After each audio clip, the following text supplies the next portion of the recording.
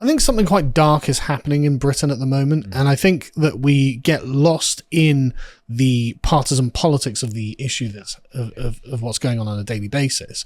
But actually, if you look at this at a slightly more abstract and broad level, you realize that there is a machine being formed in our political life, and the Conservatives are just as guilty of helping to form this machine as the Labour Party, that is going to defend itself at the expense of the country no matter what. And I don't like the fact that I'm going to have to use Palestine Action as the example for this, because, of course, they're a bunch of communists and I don't support them in any way. However, I'm not like the people of the left who will just ignore and turn a blind eye when it's not their guys being attacked. And when it's the right wing, great, we want them arrested. There's something a bit worse, right? So, and we've got to be even careful to a certain extent of in kind of like the language that the new legislation on Palestine Action means. It's also thwarting to a certain extent how we even emphasize freedom of speech and democracy now, because it might be deemed by the police that we are supporting or Palestine Action. Yeah. None of us do. No, and we have to. The fact that we have to say that, obviously, is the very fact we say that, so we don't get people charging through the door and dragging us off like that 8-year-old. Yeah, of course. In Britain now, I have to be very clear. I am really, really right wing. I do not support any left wing groups at all, and yet I still feel that what is happening here is wrong. So this is the sum total of the damage that was done to RAF Bryce Norton when a handful, 4 suspects, managed to break in the middle of the night and spray paint some planes with paint. Right now, we're told that this is £7 million worth of damage. Right. So what are we saying? The cost of a new coat of paint for one of those planes is £7 million. That's a bit expensive. I'll do it for half. This is not really very important.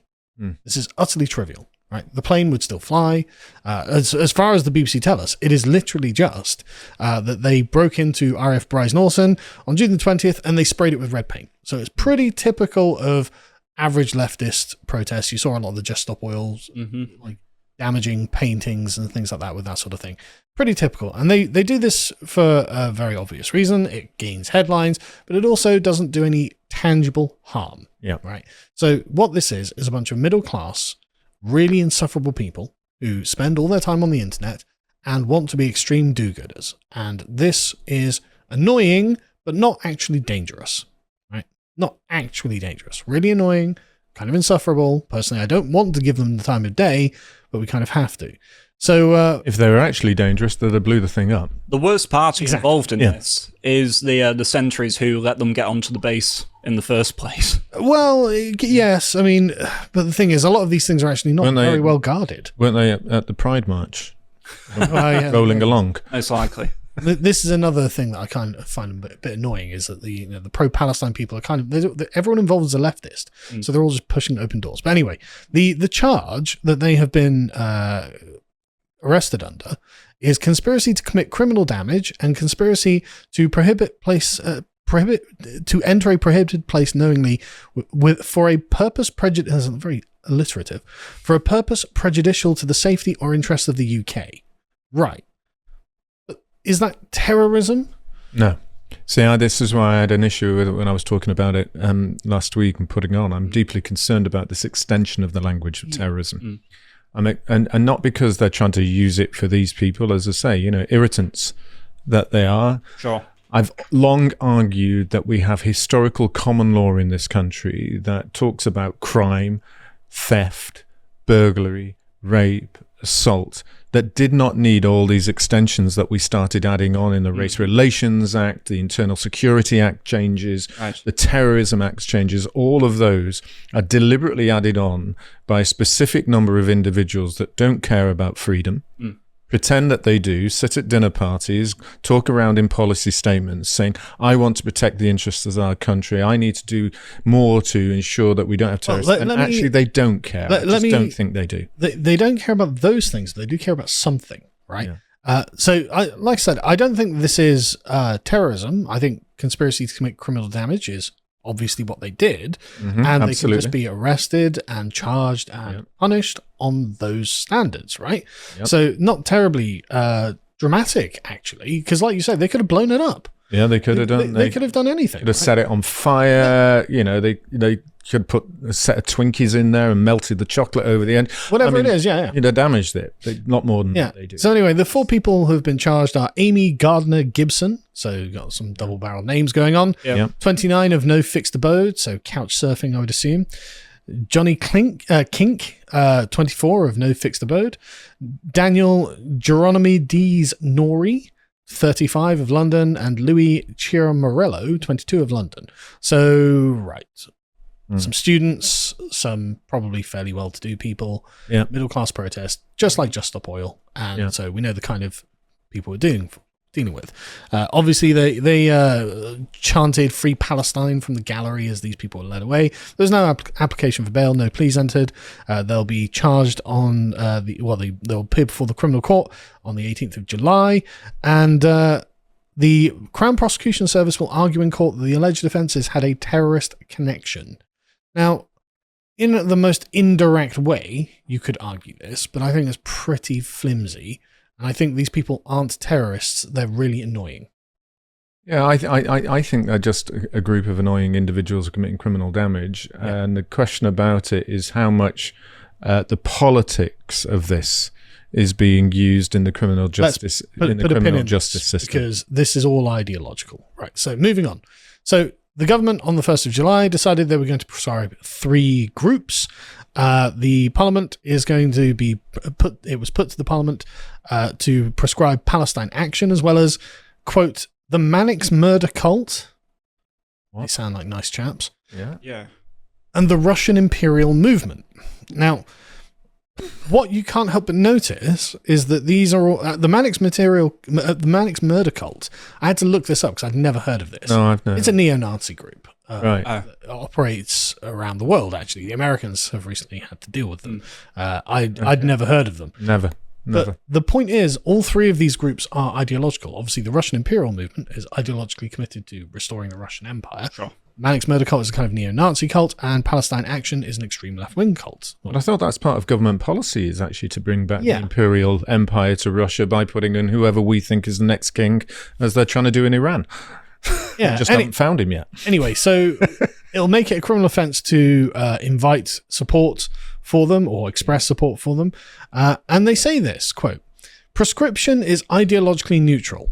By deciding to prescribe these 3 organisations, the government is demonstrating its zero-tolerance approach to terrorism, regardless of its form or underlying ideology. National security is the government's first priority, and it will not shy away from this responsibility. Now, this is a total Blairite fiction, and it will not hold.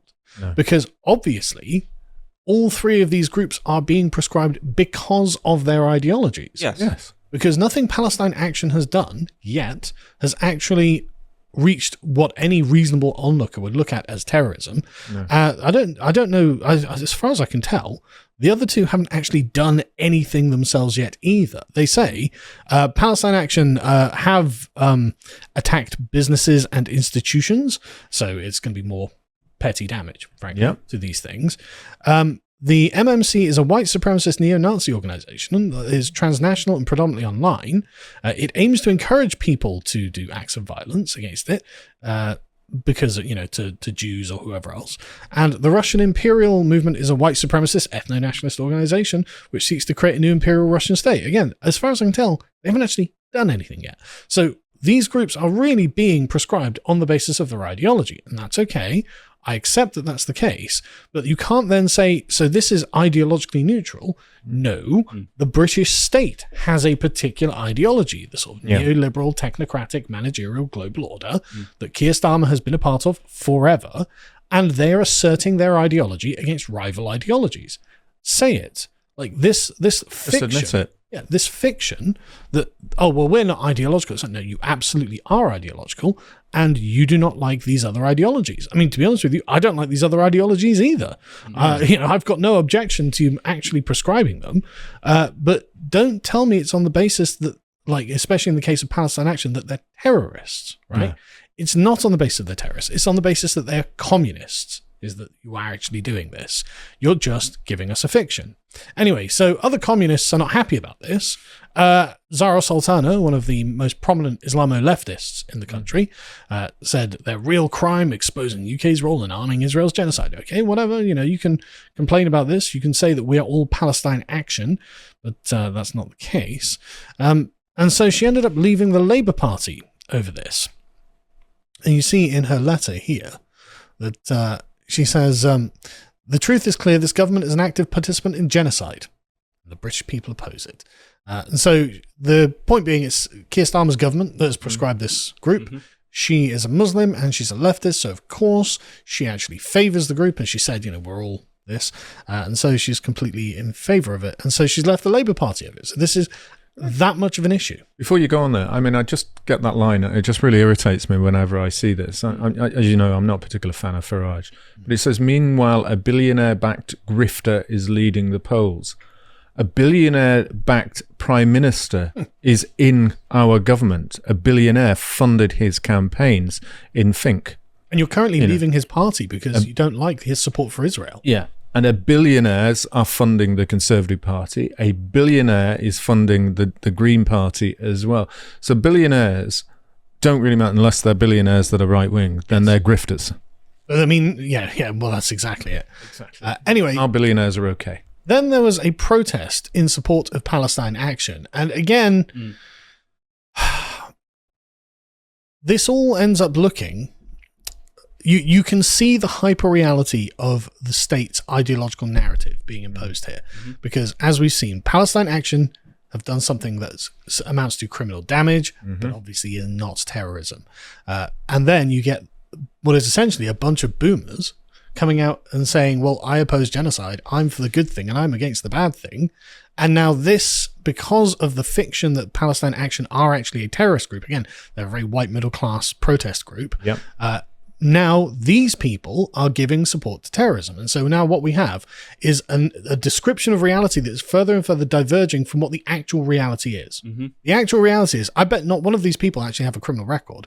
Do you look at these men? Do you think they've ever thrown a punch in their lives? No. Do you think they've ever... Exactly. They look like they eat quinoa, get on their bicycle and go to their £1 million house either in London or in the countryside or wherever it is, ignoring everything that impacts people. Just after getting some Whole Foods from the local farm shop. Yeah. Exorbitant prices, these are not terrorists. Not in the slightest at all, right?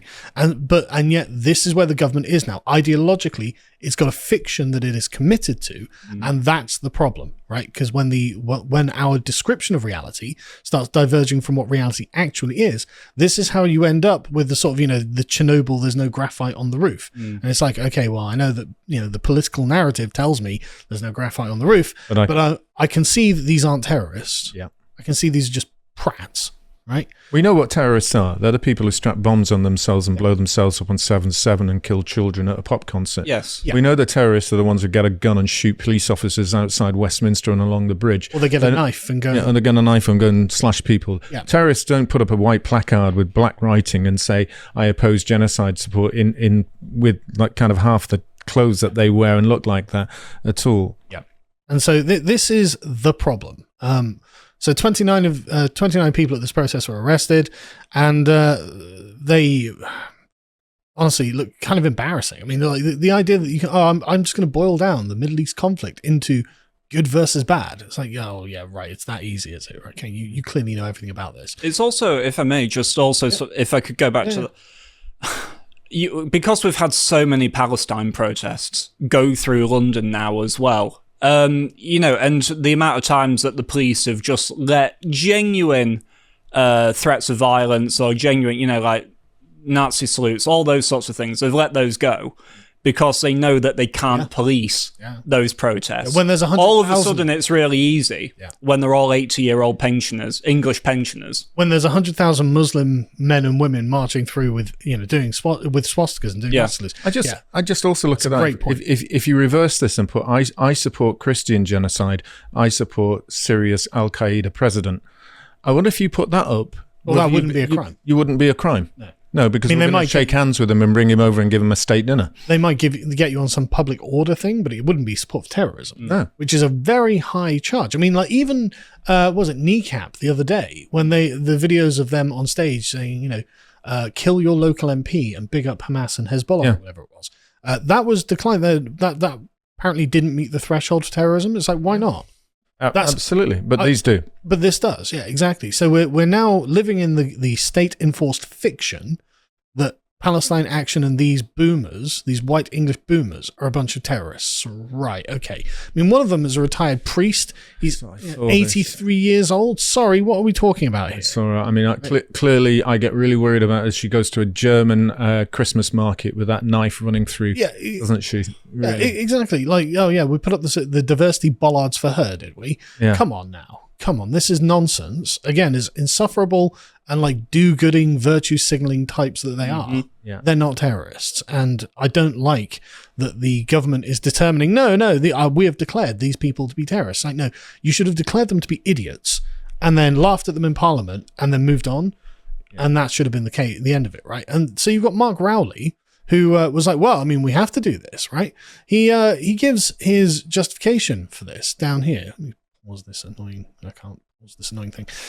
He says, quote, the law doesn't have an age limit, whether you're 18 or 80. If you're supporting prescribed organizations, then the law is going to be enforced. Oh, really?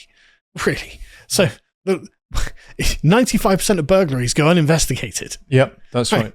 It took decades to get justice for grooming gang victims. Mm-hmm. But when it comes to, like you said, a bunch of harmless old boomer white people who want to go out and virtue signal, suddenly the law is the law. The full force of the law. Exactly. Suddenly the law is the law. It doesn't matter whether you're 18 or 80. Well, she was 83, but I mean, the point being, you could have exercised reasonable restraint on this and said, well, I don't really think this actually is support for terrorism because it doesn't seem to be. Anyway, he says, the officers you could see did it with great care and tried to preserve that person's dignity, but they're breaking a serious law.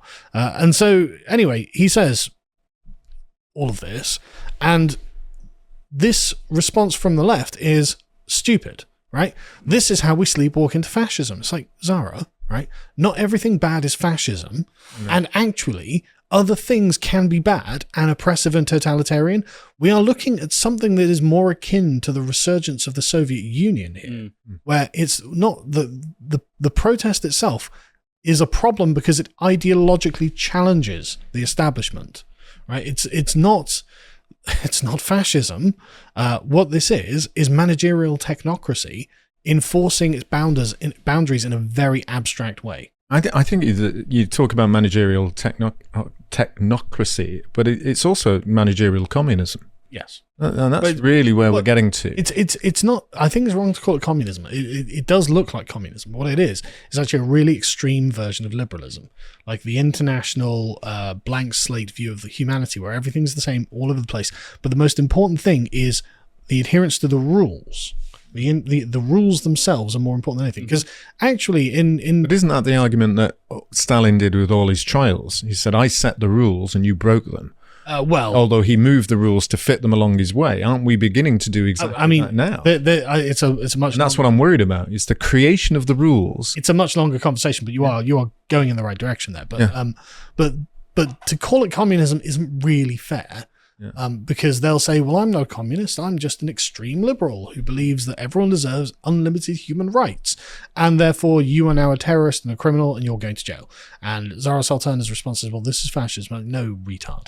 It's not fascism, right? It's an extreme version of liberalism that becomes very abstract and then says, right, the rules are the rules, and therefore we're going to enforce the rules, especially because there's no personal cost to us to enforce them, because look at them, they're a bunch of OAPs. Right. An obvious point to make as well, but Zara would have no objection to this being done to her own enemies. Well, that's interesting that you should mention that, because, of course, there's not one mention from Zara Sultana about Sam Melia. Now, Sam Melia is a right-wing activist who posted a series of stickers a few years ago in which you can see that actually it's what were to become Telegraph headlines. Yeah. We will become a minority in our own homeland. I think it's okay to be white was another one of them. Yeah. Nothing that was actually that insightful, I thought. Doesn't sound like he's a fan of genocide either. No, probably not. But and particularly accurate, because that's what the ONS figures are now saying. Yeah, this is the correct projection.